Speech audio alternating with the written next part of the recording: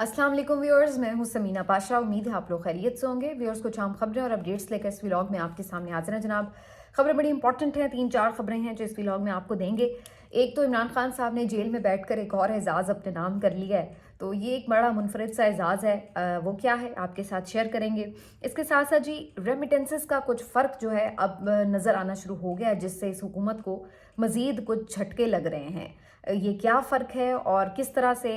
आज मज़ीद पीटीआई ने ऑफिशियली इसको एक अपील की सूरत में ओवरसीज़ पाकिस्तानीज़ के सामने भी रखती है, इसके ऊपर भी बात करेंगे। अली अमीन गंडापुर साहब ने शहबाज शरीफ साहब को चुप कैसे करवा दिया एक अहम मीटिंग में, इसके बारे में खबरें सामने आ रही हैं। इस पर फर्दर अपना एनालिसिस आपके सामने रखेंगे और फिर कुछ बात करेंगे आइंदा आने वाले मंजरनामे की। तो काफ़ी कुछ है इस व्लॉग में। आपसे रिक्वेस्ट है कि चैनल को सब्सक्राइब कर लें अगर अभी तक सब्सक्राइब नहीं किया। तो बात का आगाज़ करते हैं जी यहाँ से। इमरान खान साहब जेल में हैं इस वक्त, और अगरचे बिल्कुल उनकी बाहर के लोगों से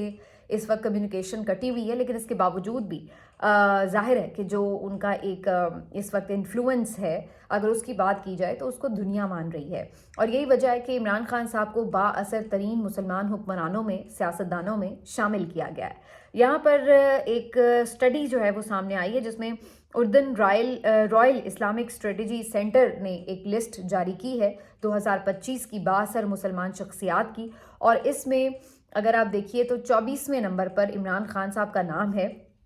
और इससे पहले जितने भी 23 नाम हैं उनमें से कोई भी पाकिस्तानी इसमें शामिल नहीं है, कोई पाकिस्तानी हुक्मरान सियासतदान इसमें शामिल नहीं है। तो ये इमरान खान साहब वाहिद इन पहले 25 लोगों में शामिल हैं कि जिनका नाम 24वें नंबर पर मौजूद है। इससे पहले जितने भी लोग हैं ज़्यादातर वो मुख्तलिफ किंग्स हैं, मुख्तलिफ बादशाह हैं, या कोई सऊदी प्रिंस भी इवन इसमें शामिल हैं, या फिर ज़ैद बिन अल नहान जो है अरब अमारात वाले, वो भी इसमें शामिल हैं। तो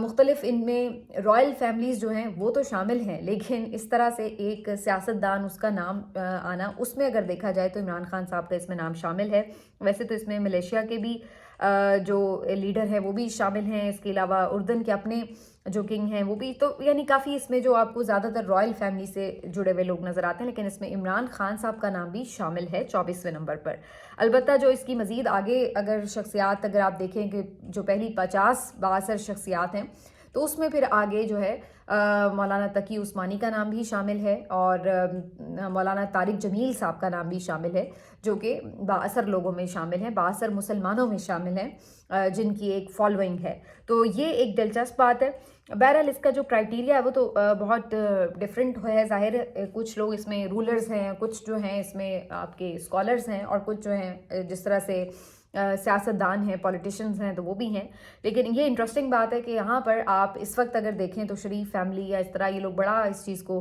कहते हैं कि जी बड़े इनके ताल्लुकात हैं, या इस तरह है उस तरह है, लेकिन हकीकत यह है कि इनमें से किसी का नाम भी बाअसर शख्सियात में शामिल नहीं है। तो आप वर्ल्ड में उस तरह कहीं एग्जिस्ट कर नहीं रहे हैं, उस लेवल की आपकी इम्पोर्टेंस है नहीं। तो ये एक जो है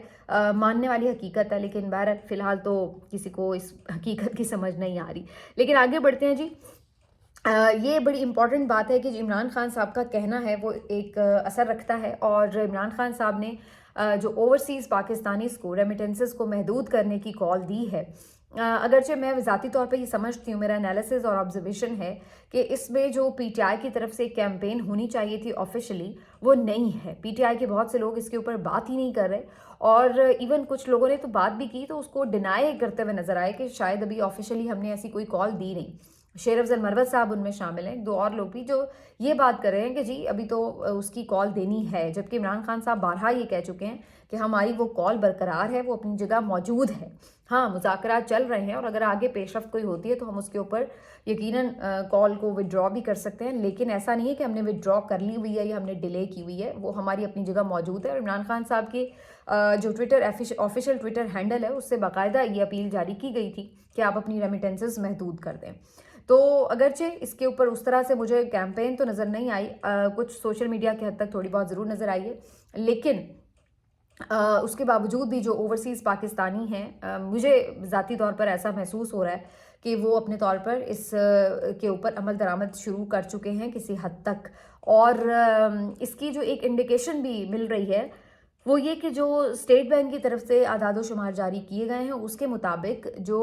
दिसंबर के आखिरी 2 हफ्ते थे, वहाँ पर अगर आप देखिए फॉरेन रिजर्व्स जो हैं आपके, اس میں تھوڑی کمی نظر آ رہی ہے، $404 ملین کی کمی نظر آ رہی ہے۔ تو یہ دو آخری ہفتوں میں ایسا کیا ہوا کہ یہ اچانک سے فارن ریزروز جو ہیں وہ آپ کے کم نظر آ رہے ہیں؟ اس کے اوپر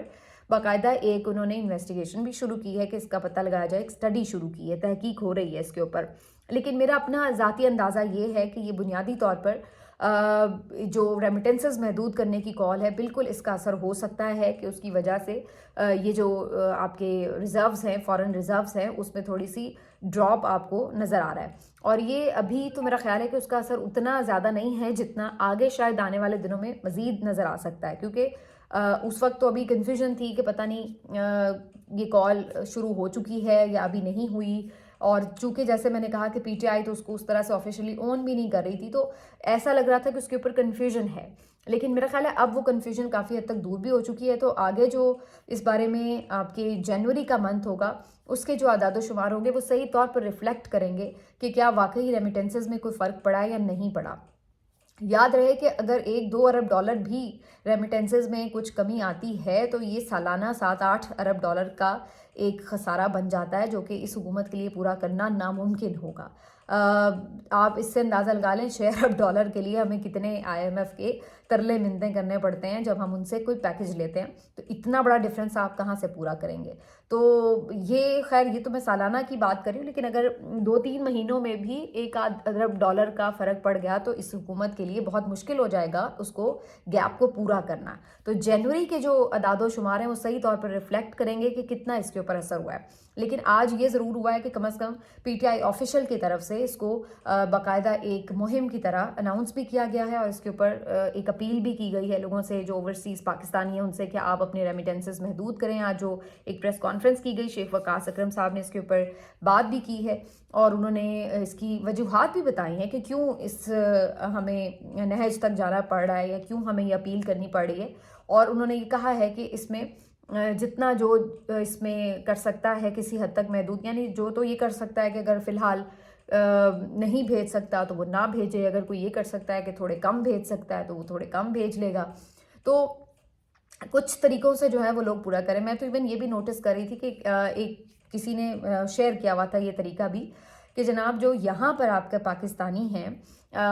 ان کے دوست جو ہیں ان کے تھرو ان کو جی پیسے بھجوا دیے گئے ہیں، اور کہا گیا ہے کہ ابھی ہم 2-3 مہینے پیسے نہیں بھیج رہے، تو آپ ہر مہینے جو پیسے ہیں ہماری فیملی کو دے دیں، کیونکہ ظاہر ہے وہ تو پاکستانی روپے میں پیسے دے رہے ہیں تاکہ ان کے گھر کا خرچ چلتا رہے، وہ ڈسٹرب نہ ہو۔ باقی جو انہوں نے پیسے بھیجنے ہیں وہ ڈالرز کی فارم میں اگر وہ بھیجنے تو وہ ابھی انہوں نے روک دی ہیں۔ تو اس طرح بھی لوگوں نے اسکیمیں لڑائی ہیں اور انہوں نے جو ریمیٹنسز ہیں ان کو محدود کیا ہے۔ تو جب آفیشلی اب اس کے اوپر پی ٹی آئی اگر کیمپین کرتی ہے تو اس میں ایک کافی مارجن کا ڈفرینس آ سکتا ہے دیکھنے میں، تو مجھے لگ رہا ہے کہ آگے اگلے 1-2 مہینوں میں اس کا ایک امپیکٹ بھی نظر آ رہا ہوگا۔ اس کے ساتھ ساتھ جی بات تھوڑی ہو جائے مذاکرات کی کہ کیا مذاکرات آگے بڑھتے ہیں تو اس کے بعد کچھ فرق پڑے گا۔ اگر مذاکرات آگے بڑھتے ہیں تو ڈیفینیٹلی وہ اسی صورت میں بڑھیں گے اگر یہ عمران خان صاحب کے جو 2 بنیادی مطالبات ہیں اس کے اوپر کچھ آگے بڑھیں۔ اب ان میں سے ایک جو مطالبہ ہے اسیران کی رہائی، اس میں کافی حد تک پیش رفت ہو سکتی ہے۔ اس کے اوپر آج مذاکرات میں جب بات بھی کل ہوئی تو گورنمنٹ نے کہا جی ہم کیسے آپ کے قیدی رہا کر سکتے ہیں، تو اس پر انہوں نے کہا، سلمان اکرم راجہ صاحب موجود تھے دیگر، انہوں نے کہا کہ بھئی آپ ضمانتیں جب ہوتی ہیں، ضمانتیں لگتی ہیں تو آپ وہاں پہ مخالفت نہ کریں۔ اگر آپ مخالفت نہیں کریں گے، نئے کیسز نہیں بنائیں گے تو آٹومیٹکلی جن لوگوں کو ضمانتیں مل رہی ہوں گی، رہائی ہو رہی ہوگی تو وہ ہوتے چلے جائیں گے۔ لیکن آپ تو یہ کرتے ہیں اگر ضمانت ملتی ہے یا کوئی رہا ہوتا ہے تو اگلے کیس میں اس کو پہلے پکڑنے کے لیے پولیس باہر کھڑی ہوتی ہے، تو کم از کم یہ آپ نہ کریں۔ تو یہ انہوں نے واضح کیا ہے۔ اب ہماری جو اطلاعات ہیں، جو میرے سورسز مجھے بتا رہے ہیں کہ اس سلسلے میں گورنمنٹ جو ہے وہ اس کے اوپر تھوڑا سا اپنا ایک لاحمل بنا بھی رہی ہے، سوچ بچار بھی ہو رہی ہے، اور یہ ممکن ہے کہ اگلا جو اب ہفتہ شروع ہوگا منڈے سے آنورڈز، اس میں آپ کو کافی ساری چیزیں ہوتی ہوئی نظر آئیں۔ یہ ممکن ہے کہ ان کے کافی سارے جو ورکرز ہیں ان کو ریلیز کر دیا جائے۔ دوسرا، اس ہفتے میں 2-3 اہم کیسز جو لگیں گے، جیسے کہ ملٹری ٹرائل والا کیس بھی لگنا ہے، باقی جو